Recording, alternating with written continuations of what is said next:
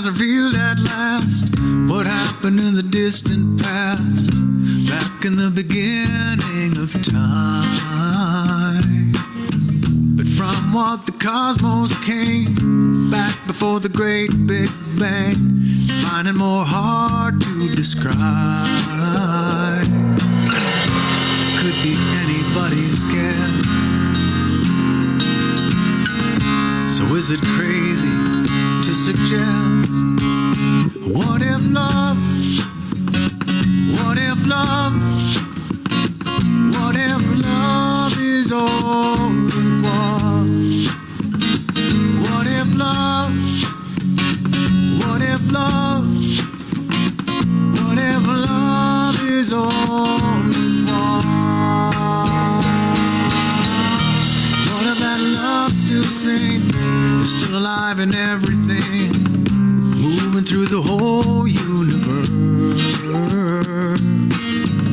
rising in the light and dark, hiding in the smallest part, burning like a flame that always burns, like the atoms, like the air, invisible but everywhere. What if love, what if love, what if love is all it was?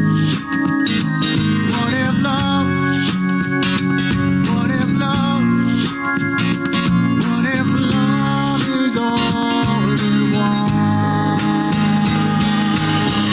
What if love were the organizing force by which the beauty of the world emerged, that joined the particles into molecules and living cells and redwood trees and leaves and birds? And what if to act on love's behalf, to practice kindness, is the most natural thing of all?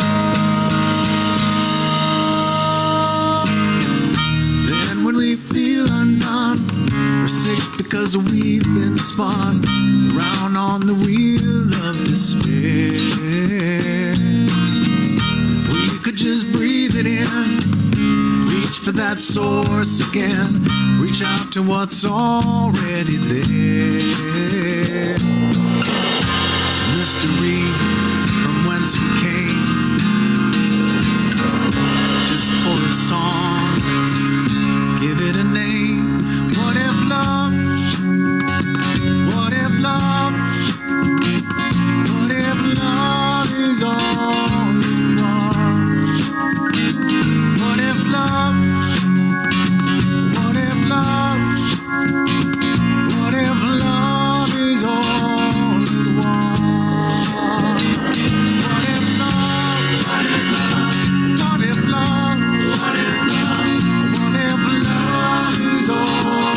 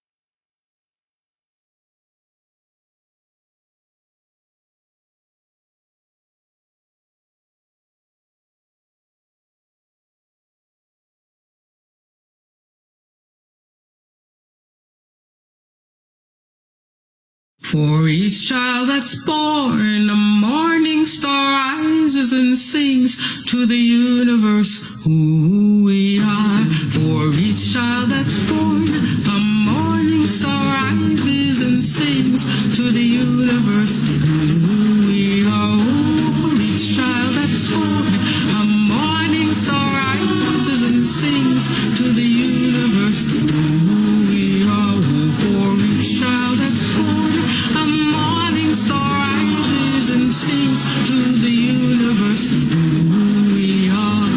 We are our grandmother's prayers, and we are our grandfather's dreamings, and we are the breath of our ancestors. We are the Spirit of God. We are mothers of courage, fathers of time, daughters of dust, and the sons of great visions. We're sisters of mercy, brothers of love, lovers of life, and the builders of nations. We're seekers of truth, keepers of faith, makers of peace, and the wisdom of ages. We are our grandmother's prayers.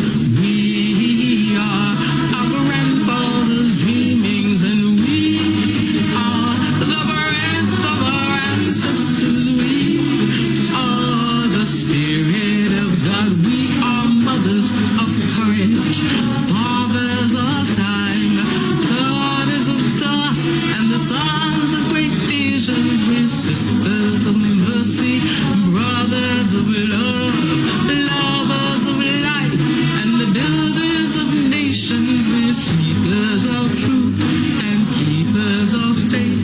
We are makers of peace and the wisdom of ages. We are our grandmother's prayers. We are our grandfather's dreamings, and we are the breath of our ancestors. We are the Spirit of God. We are our grandmother's prayers, and we are our grandfather's dreamings. We are the breath of our ancestors. We are the Spirit of God. For each child that's born, a morning star rises and sings to the universe who we are. For each child that's born, a morning star rises and sings to the universe who we are. We are one.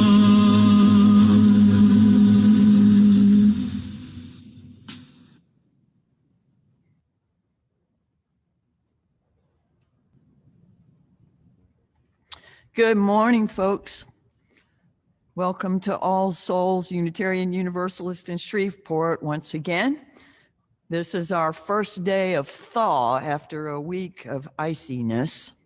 I hope that you either have water or will very, very soon. Please reach out to your neighbors. There are people that have deep needs, and we need to do all we can for that. We'll have some information about some of that for you in just a moment. This is a church that's based on covenant rather than creed. We are together in our covenant or our mutual promise of how we will treat one another and how we will be in the world. Treating respectfully those with differing paths and opinions is our root. To that end, whoever you are, whatever your age, race, origin, orientation, background, status, ability, identity, if you care to be here with us, you are always welcome in a spirit of mutual respect. These things are not easy. They ask a lot of us. They ask our best. But that is our covenant and that is our challenge. We worship together in the old English root of that word, which means to elevate and contemplate matters of worth. Because we are a diverse group, what those matters of worth are not all the same from one person to another, but we learn together and we learn from one another, and we learn more from listening than speaking, but we learn to share the things that are not easy to share too. For all of that, we hope to grow spiritually in community. We have announcements. We front load this service with things that are important, and then we move on to the spirit of worship. We do this live, so if there are any glitches along the way, please know that it's because we're here with you. If you're here at the 11 o'clock hour, and if you are watching this later on, please know that our spirits are with you still.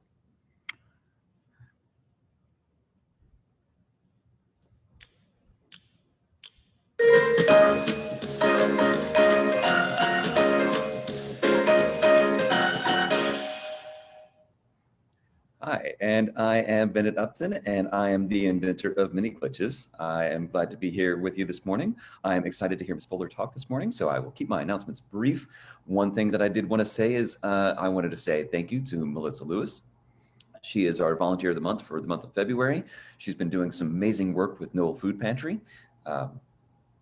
Because one of the things that we have plenty of to go around these days is hunger. So I would encourage you to support her efforts to collect food for the Noel Food Pantry. Also, our giveaway the plate this month is the Highland Center Ministries, their work with the Highland Blessing Dinner, and their efforts to reduce food insecurity. They've been doing a lot during these times. So I would encourage you to donate to them. Also, we would like to know, because we have a lot of these efforts going on, but it's hard for us to know how effective our messaging is being and what we're doing exactly. So if you could tell us if you're donating money to the Highland Center or to our giveaway the plate, because I know normally goes into a collection plate and then we send them a check. But that's not how it works these days. So we would just like to know what's going on, and we'd also like to know if you're doing okay. So please check in with us and keep us in the loop. I am going to pass it over to Susan. Thank you.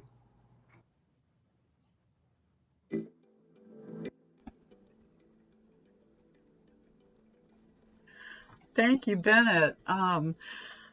And I am going to pass it over to Councilwoman Livette Fuller in just a second, because I think she's going to have much more updated information on the water situation than I will. However, a couple of things. For those of you who are tuning in today expecting our guest speaker, Candice Battiste, she is busy today with the water situation. Her organization, the Power Coalition, was asked to partner with the United Way in coordinating volunteers and helping out with their water distribution efforts. And I know they will be at Little Union Baptist Church, which is at 1846 Milam, today from 12 to 4, distributing water, 1 case per family. So that is one water distribution thing that I know about. And also our own Eric First will be at our church this afternoon from 1 to 4. And we do have potable water in the kitchen. I would say if it comes from outside taps or anywhere else in the building, I would go ahead and boil it just to be on the safe side.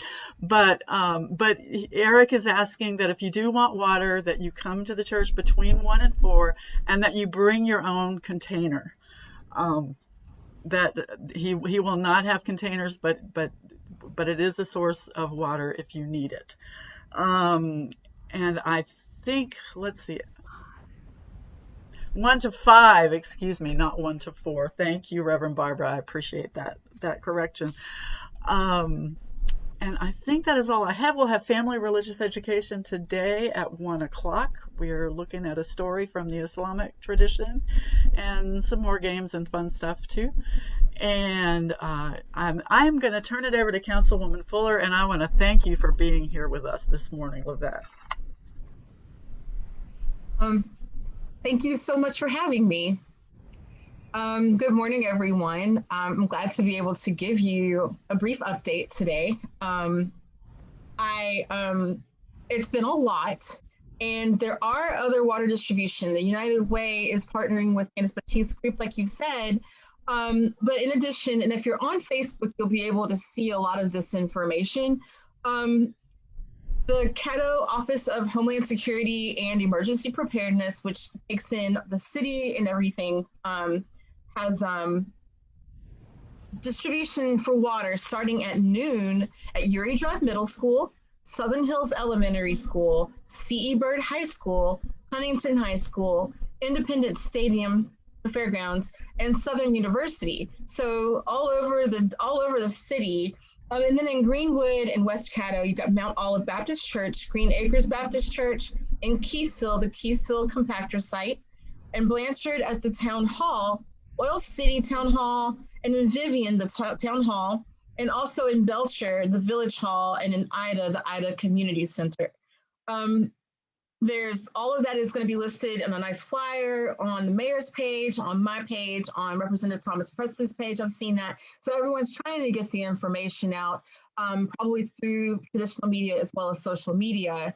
My group, Reform Shreveport, was able to put together an outage map. It's a crowdsourced outage map, and you may have seen that on Facebook as well. If you fill out the Google form with your information, it has very few prompts, and then it populates a map so we can see where the outages are and where we have water pressure. I'm very proud of Luke Lee, my good friend and colleague with Reform Shreveport, for being able to make that work. And yesterday, in just a few hours, we had about 3,000 people contribute information so you can see across the city, north, south, east, and west, where the outages are. And it really is something that's impacting the entire community, with very few exceptions. If you have low pressure right now, then that means there's still hope. There's light at the end of the tunnel. There have been several big water main breaks across the community. And I actually did a Facebook Live about that you can go back and see because I made it public, that kind of explains all of the intricacies of why the water pressure has been such a crazy, big, enormous thing. And it is a very multifaceted issue. And I just know that we're all going to get through it together, even though we're all really uncomfortable right now and ready to get back to the privilege of having first world level engineering for our water and sewer. I think that it definitely lets you know how often you take these things for granted because we've never really had to think about going without. And I just hope that everyone here, and I know you are because I've met with you before, I know that you all are very generous people with your spirits and with anything that you have as resources. There are a lot of people in our community that are lacking and are struggling. And now that the roads are clearing up, we have better access to get to resources. Now the stores have been depleted. Our grocery stores and the lot have been depleted of a lot of the water, but that's why we have these distribution spots, and people will be able to get 1 case of water per car, per household, and hopefully that will put a dent into what people really need. And I'm thankful personally for the different volunteer groups around my community, around my district, that have really stepped up to help out each other's neighbors. Sometimes it's just one neighbor helping the people that are next door and then the house down. But there have also been people that have been dispatching those with vehicles to take water that's been donated by Music Mountain Water across Highland, across Stoner Hill, across the entire community of District B. And I'm very thankful for that. I think this really all comes down to when are we getting water back? And if you've got a trickle of water, hopefully the next couple of days, we're going to have pressure back for everyone. Beyond that, updating that map really is going to help because we're passing all the information onto the city so they can see the geographical locations where people still are without water, and then they can better pinpoint what water main breaks and water line breaks there might be that needs to still be repaired. Some of the big pumps have been out, like the McNeil station. They were having trouble there. And that services a lot of Highland, like downtown and Highland. But I have to say that the coolest thing about this for me, and none of this is actually cool, but being able to understand the mechanics of making it all work is something that has given me some comfort. So go back and try to watch the live that I did, even though it's a little goofy, but because it might explain some of the intricacies of that. And hopefully all of the community, now that we're having a thaw of all of the snow and ice, we'll start to see faster repairs because the crews have been out 24 hours trying to help us get back to some semblance of normalcy after this. But getting back to normalcy after this doesn't need to be the end. It needs to be the beginning of making sure we can do better moving forward. Anyways, I'm thankful to have a chance to talk to you today. And now I'm going to go on Facebook and watch the rest of service. Bye.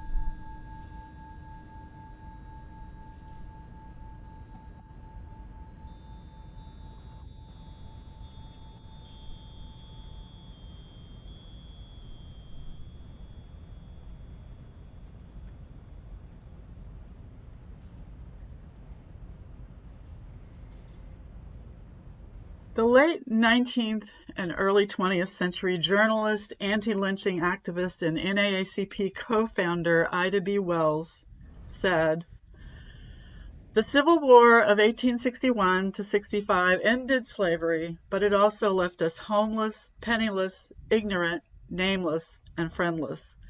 Russia's liberated serf was given 3 acres of land and agricultural implements with which to begin his career of liberty and independence. But to us, no foot of land nor implement was given. We were turned loose to starvation, destitution, and death. So desperate was our condition that some of our statesmen declared it useless to try to save us by legislation, as we were doomed to extinction." In his article for the Atlantic Monthly entitled "The Case for Reparations," Ta-Nehisi Coates has written, 250 years of slavery, 90 years of Jim Crow, 60 years of separate but equal, 35 years of state-sanctioned redlining. Until we reckon with the compounding moral debts of our ancestors, America will never be whole." And that's the end of quote. There are those who say that those of us who call for an honest reckoning with our nation's history want to, quote, erase history. Or worse, that we hate America. But my hope is that we reveal that wound of history to the light and air of healing. We don't hate America at all. On the contrary, we love America enough to want to see her live into her most lofty aspirations that were written down in her founding documents, far beyond the imagination of their authors. And we'll now have Lily Loggins with the children's chalice lighting.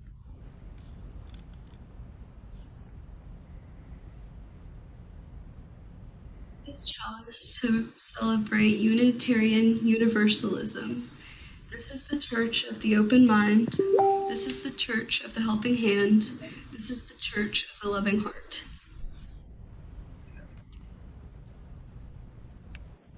Thank you, Lily.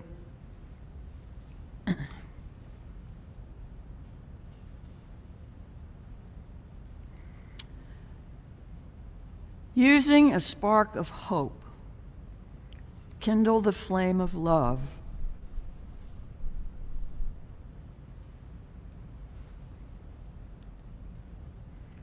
Ignite the light of peace and feed the flame of justice. I would invite you now to join with me in saying our unison affirmation. There's something really important about embodying physically the words that we share with one another. This is our covenant together along with our principles, but our unison affirmation, please say it with me. Love is the doctrine of this church. The quest for truth is its sacrament, and service is its prayer. To dwell together in peace, to seek knowledge in freedom, to serve human need to the end that all souls shall grow into harmony with the sacred. Thus do we covenant with each other. Thank you.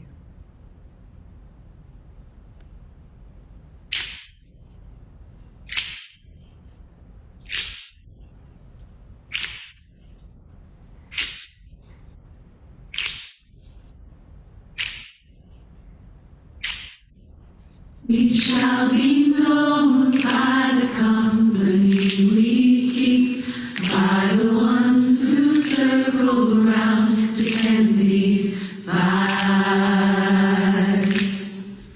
We shall be known by the ones who sow and reap the seeds of change alive from deep within the earth. It is time now. It is time now that we cry. It is time we lead ourselves into the well. It is time now, and what a time to be alive in this great turning. We shall learn to lead in love. In this great turning, we shall learn to lead in love. We shall be known by the company we keep, by the ones who circle round to tend these fires. We shall be known by the ones who sow and reap the seeds of change alive from deep within the earth. It is time now. It is time now that we thrive. It is time we lead ourselves into the well. It is time now, and what a time to be alive in this great turning. We shall learn to lead in love. In this great turning, we shall learn to lead in love. In this great turning, we shall learn to lead in love. In this great turning, we shall learn to lead in love.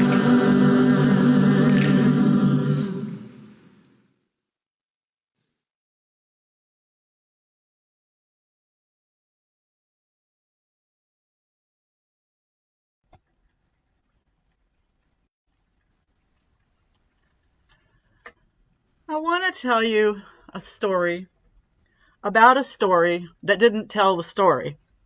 You got all that?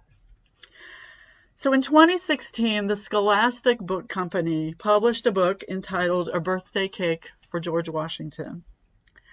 Supposedly based on the true story of Washington's slave Hercules and told through the eyes of his daughter Delia, the book portrays slaves as happy people fussing over a cake for President Washington as they improvise ingredients when they run out of sugar, and then they rush to deliver the cake on time. When President Washington praises the cake, Hercules in the book says, "It was an honor and a privilege, sir." And I believe the back cover has Hercules and George Washington arm in arm, like buddies. Only there was no honor or privilege in slavery, and even though much is made of how Hercules historically had, quote, more freedom than most, the fact that he eventually escaped from the so-called privilege of being George Washington's slave, but his family never did, and they were separated. They stayed and had to serve Martha Washington until her death. But that information appears in tiny print after the end of the story, which doesn't really give much to give children any kind of realistic impression of slavery. And these things are always complicated because the authors of this book actually were African American women, but they researched the culinary history really, really carefully, and they had that like on the mark, but just the whole the whole attitude was just missing something when it came to trying to teach children an honest portrayal of our history. So the first reviews of this book, like from Kirkus and from other places that review books, were very critical of this unrealistic portrayal. But Scholastic didn't really react to those. It took a massive movement of teachers and librarians and social justice groups and Black Lives Matter activists to get their attention. But eventually Scholastic did something that was very rare. They recalled the book for its unrealistic portrayal of life in slavery. And of course, this doesn't erase Gone with the Wind or any of the old movies featuring happy dancing slaves and elaborate musical numbers, but it's a step. And yet another step is to find books for children that do tell an honest story about slavery. And Steve is going to magically put in the chat for you a link to an article detailing 13 honest books about slavery that children should actually read. That's the name of the article. And so I encourage you, parents, youth, young adults, to take a look at that list. And if you are not familiar with some of those books or haven't read them, check them out. Literally, check them out at the library, or just go to the article and check them out. And I thank you, and we'll pass it on to Larry for our meditation.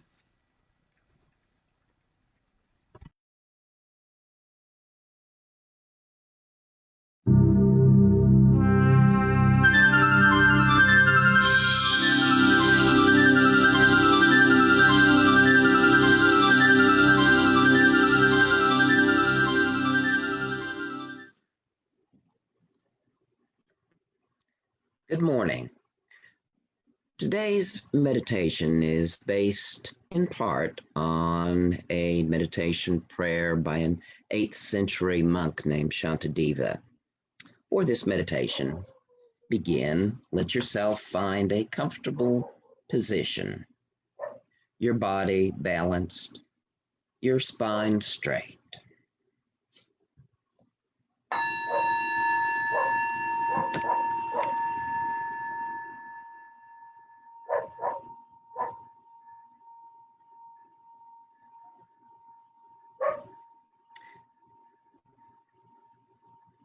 Begin with a deep, comfortable breath, shifting your attention to your heart space, and imagine breathing in and out of your heart. Allow your breath to deepen and slow. Allow your breath to be soft and kind. In this sacred time and space, reflect. I find myself surrounded by much suffering. Present fears for health and safety, anxiety in the face of dwindling resources. I see willful blindness to long-standing inequities. I see the pain of past injustice that cries now for healing. It often seems I have so little to offer. Which way to go? Which choice to make? How can I respond in a way that does not build more walls of separation? Let my first choice be to enter the silence of the heart, that deep place of spirit where I can listen without fear, listen without judgment. May my listening be deep enough and clear enough to hear the needs of others. The human heart behind fear and anger. And may my heart be brave enough to remain open and present. As I remain centered in this open, listening silence, may I discover its unexpected gift and treasure, a compassion wide and deep enough that it can embrace the world, a kindness limitless and unending, a heart that embraces all in beloved community. May I find a wisdom whose gentle touch relaxes every wall of separation, and whose light dissolves every shadow. It is from this quiet, listening heart that I will respond to my world and make the choices that begin the path of healing. In this sacred moment, as I center in the limitless compassion of the heart, may I now affirm, may I become a protector of those without protection, a guide for those who have lost their way, a ship for those with oceans to cross, a sanctuary for those in danger, a lamp for those without light, a place of refuge for those who lack shelter. May my life become a bridge for all to a world more beautiful and just and free.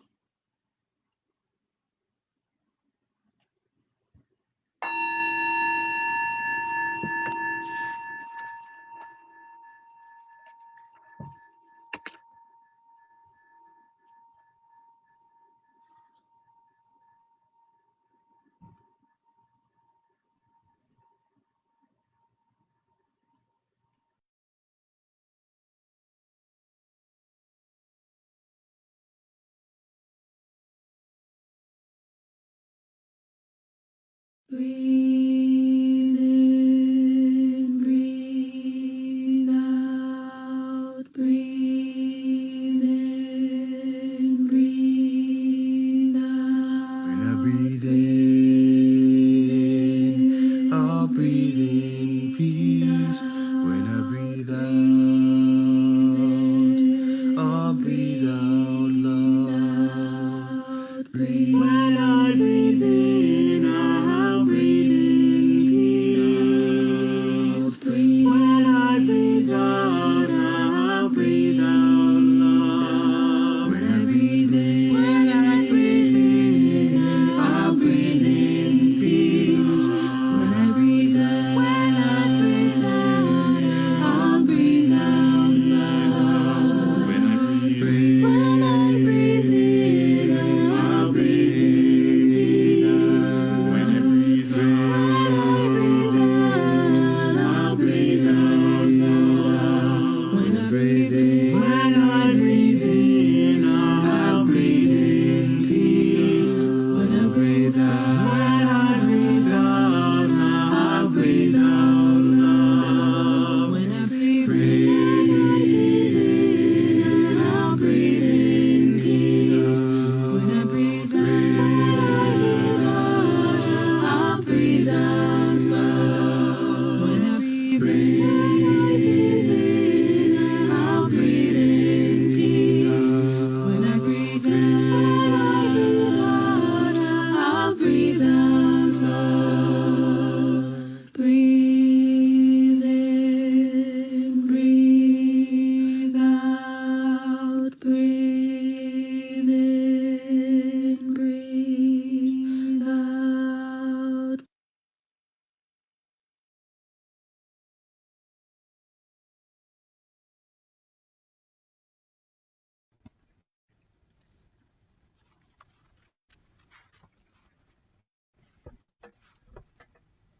Thank you, Larry. That was wonderful.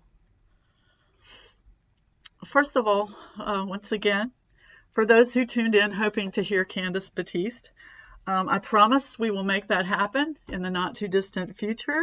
I have no problem revisiting this topic because it's a big topic. As I mentioned earlier, she had to cancel this morning because her organization, the Power Coalition, is partnering with United Way in their emergency water distribution efforts locally. And of course, that good and necessary work had to happen all of yesterday and all of today. So you get me. I invited Candice not only because I know her to be a dynamic activist and a powerful speaker, but also because she made a Facebook post on the topic of reparations, which had already interested me. In fact, based on some discussions in a local discussion group formed for the purpose of trying to talk about and improve the racial climate in Shreveport, the Together We Win network, or To Win. I'd already drafted a guest editorial for the Times on the subject, which will make it to publication eventually. So I'll be taking some pieces from that this morning. I'm looking at this issue of reparations from the perspective of a white woman. I mean, that's the perspective I've got.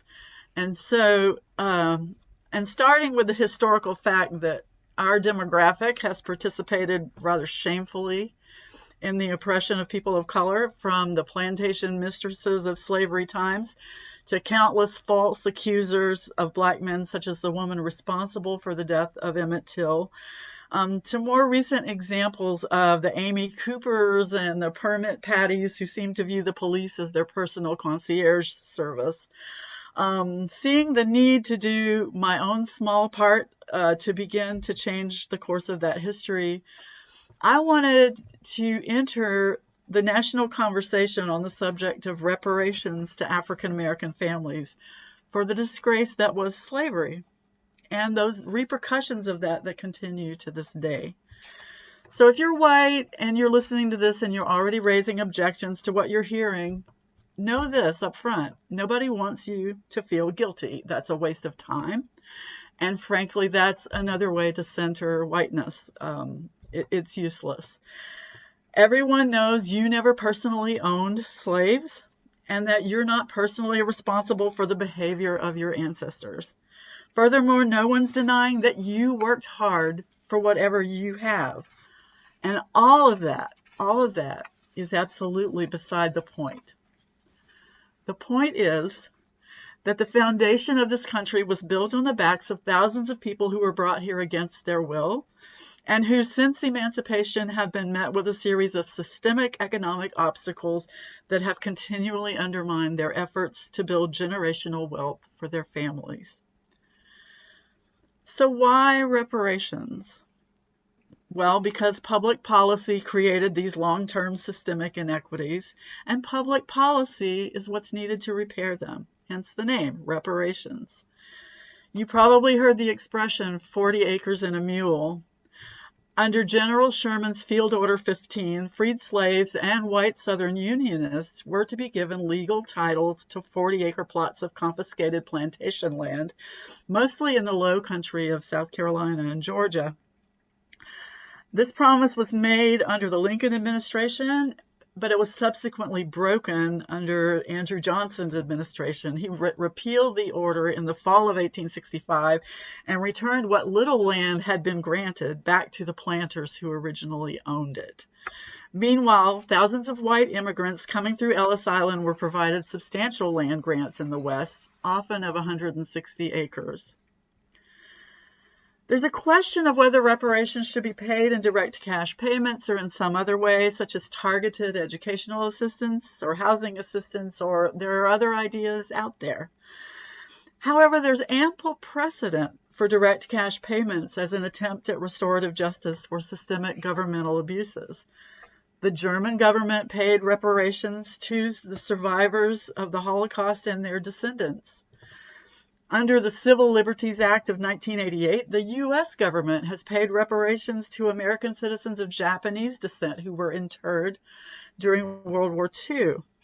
And an example of the ultimate irony, reparations were actually paid after the Civil War, not to the formerly enslaved, but to the former slave owners for the loss of their property. So just let that sink in. There's no reason that direct payments to African American descendants of slaves could not be handled in the same way.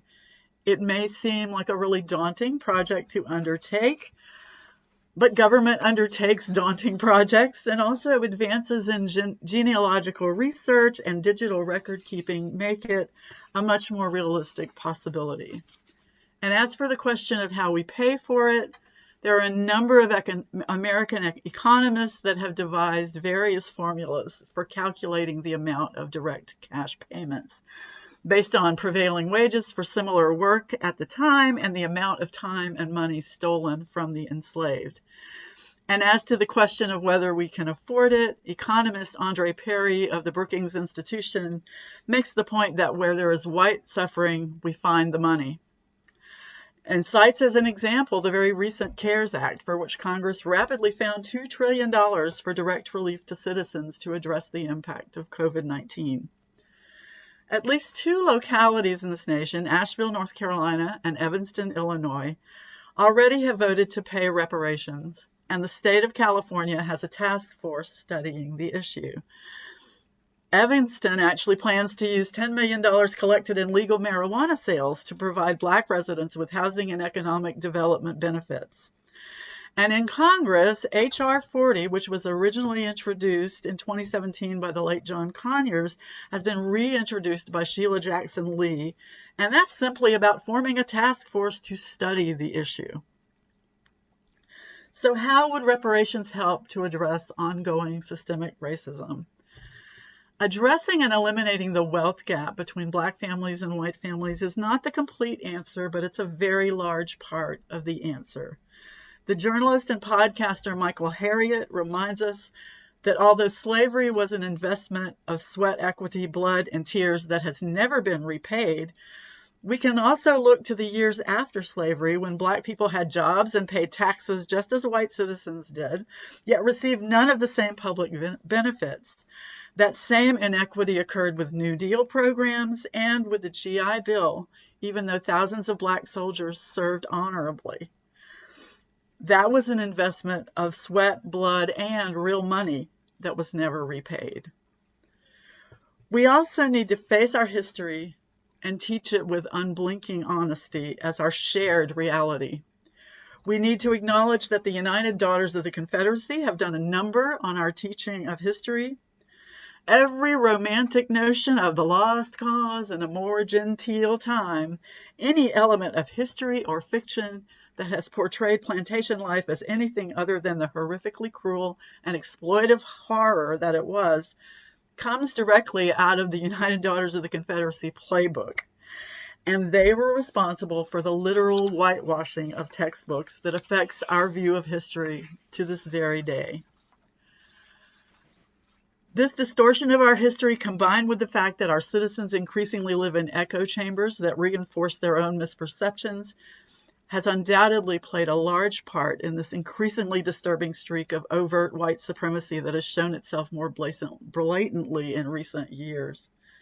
There is a sad misconception that if we seek to tell the truth about our history, we must hate America, and nothing could be further from the truth. We love America enough to want her wounds fully and finally revealed to the light and air of wholeness and healing. Thanks.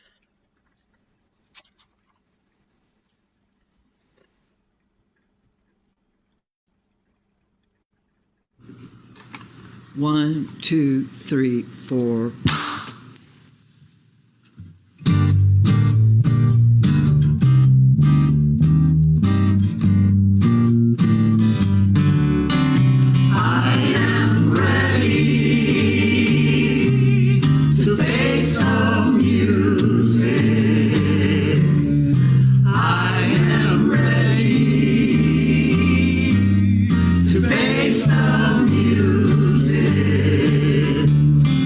I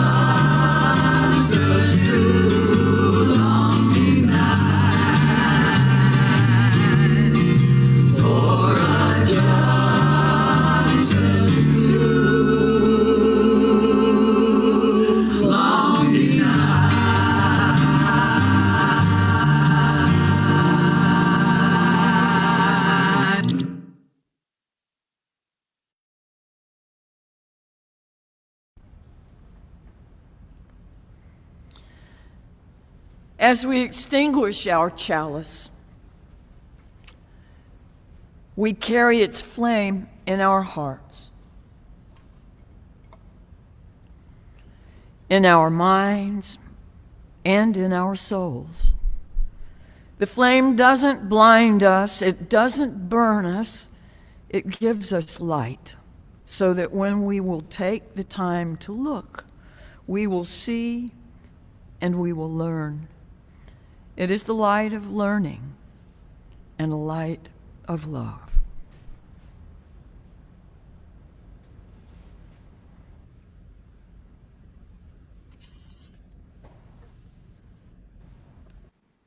Thank you, Barbara. I want to thank you. I want to thank the choir for the music, and thank Larry for the meditation, and Brittany, as always, for holding us together, and Bennett for holding us together in all the other ways. And with that, I offer you these words from someone who has helped me maintain my sanity quite a bit through the pandemic and the political situation and everything else, Trevor Noah. And he has said, "It's funny how when it comes to reparations for slavery, people say, 'Get over it, that's history.' But when you take down a Confederate statue, they say, 'How dare you, that's history.' May we all be good stewards of our history, our true history, in all its blood and pain. May we be willing to love our country enough to let her stand in the healing light of truth, and finally welcome all of our people home. Go in peace. Namaste. Ashe. Thank you."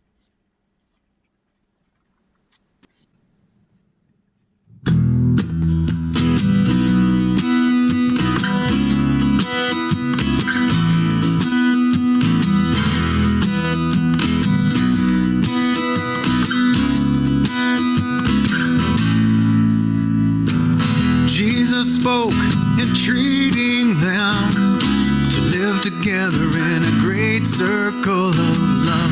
And when his followers asked him then who should be included, Jesus said, "Let everybody in, everybody in, everybody into the circle, circle, everybody, everybody, everybody, everybody, everybody into the circle, circle." Oligarchs and tyrants try to keep some in and everyone else outside, till revolution sweeps across the land and the people all stand and the common folk cry, "Let everybody in, everybody in, everybody into the circle, circle, everybody, everybody, everybody, everybody, everybody into the circle, circle." Sometimes a circle is a class or creed. Sometimes a circle is made of only men. Until Susan B. Anthony says, "What about me? Let me in, let everybody in, everybody in, everybody into the circle, circle, everybody, everybody, everybody, everybody, everybody into the circle, circle." Sometimes a circle is a privileged thing, excluding people for the color of their skin, until the voice of Martin Luther King says, "Let freedom ring, let them in, let everybody in, everybody in, everybody into the circle, circle, everybody, everybody, everybody, everybody, everybody into the circle, circle. Gay and straight, rich and poor, whole and broken, open up that door. The more we are, the greater we become. After all, we all are one. Bring in the people, but don't stop there. Bring in the fish in the sea and the birds in the air. Bring in the rivers wide and the mountains tall. We go together, not at all. Let everybody in, everybody in, everybody in into the circle, circle, everybody, everybody, everybody, everybody, everybody, into the circle, circle, everybody, everybody, everybody, into the circle, circle, everybody.